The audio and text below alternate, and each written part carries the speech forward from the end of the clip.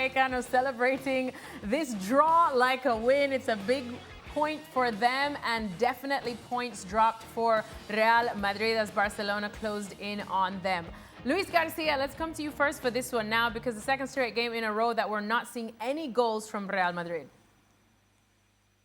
Yeah, and that's strange. Today, I was expecting something like that. Rayo Vallecano is a very tough team to play against, and much more when they play at home. They can manage the ball, they have the possession, and they are very quick on counter-attack with the wide players. And but when you got Mbappe, Vinicius Junior, and you Bellingham on the field, you know that you can expect goals. But today, I didn't see the intensity that is needed to play against Rayo Vallecano. I didn't see the urgency. I didn't need the desire to make something different. It was only Vinicius Junior at some point. Not much from Mbappe. Jude Bellingham was on and off also on the field. Brahim Diaz that had an opportunity on the right side didn't come off or try to show something. So in the end, I think it was a poor performance, and that's why all people has been talking and the concerns with Xavi Alonso and the way he's been making play this Real Madrid side. It's a team that normally delivers goals. They got the top scorer of LaLiga with Kylian Mbappe, and today they didn't even create clear chances. We saw the highlights,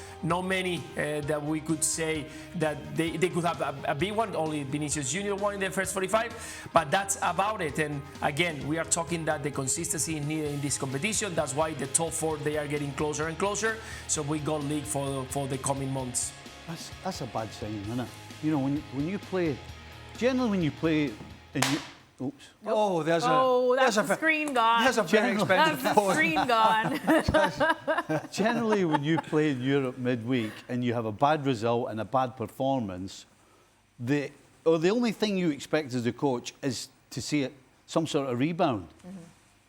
Mm-hmm. And for Real Madrid to come out and perform the way they did, that's a bad sign for the future, because it's just not normal, particularly supposedly good sides. You can understand that if you have a great performance during the week at Liverpool, you win 2 or 3-0, everybody's on a high, and then you have to come down to Rayo Vallecano. You can sort of understand that, but the other way around, no, that's not acceptable. I think it kind of tells you where they are, in a sense, even though they won the Clásico. The way they played at Anfield, you know, okay, Liverpool had beaten Villa, and I know we're going to get to Liverpool, but we just saw them being absolutely spanked today. Mm-hmm. And the fact that they were able to tear Real Madrid to shreds for bulk of that game, and Thibaut Courtois kept them in it, I think maybe tells you where they are. Now, I've seen a lot of these games with Barca and Real and Atleti against Rayo Vallecano away, and they're a tough team to play against away, because Inigo Perez I think he's a terrific young manager. They play with pace, they play with intensity, they get forward. They are not frightened of anybody, and when you go there for an away game, you better be up for it and ready for it. And I kind of felt Real Madrid were a little bit on their heels today. To be frank with you, it was kind of half-hearted, but I think it is where they are. But again, I think to be honest with you, when you look at smaller clubs and smaller budgets, I think what Rayo Vallecano, and I know they're not the story, but I think this is the problem for Real Madrid. When you go to teams like this, what they are doing and their manager is doing with what they have is probably and arguably as good as anybody else in La Liga. So you need to make sure you're on your toes. And I don't think Real Madrid were today. It was pretty average, pretty pedestrian. And I think it was absolutely about as much as they could have got.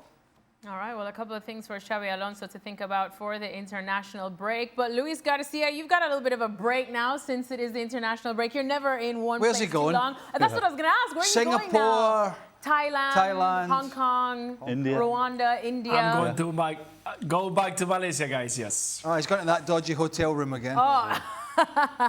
Yes. All right, well, Luis Garcia, always a pleasure. Buy us some gifts and we'll see you after the international break.